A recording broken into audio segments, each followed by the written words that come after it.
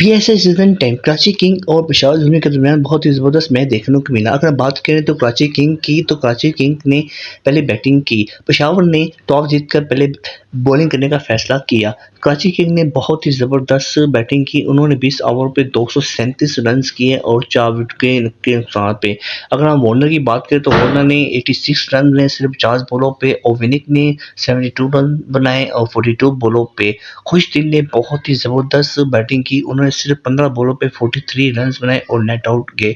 नबी ने 10 बॉलों पे 26 रन बनाए जो कि उन्होंने नेट आउट गए, और यूं कराची किंग ने टारगेट दिया 238 का। पेशावर ज़ुल्मी ने एक बहुत बड़ी ज़बरदस्त कोशिश की पर मैच के करीब लेकर गए, लेकिन विनिंग नहीं हो पाए। तो यूं कराची किंग तो जीत चुका 214।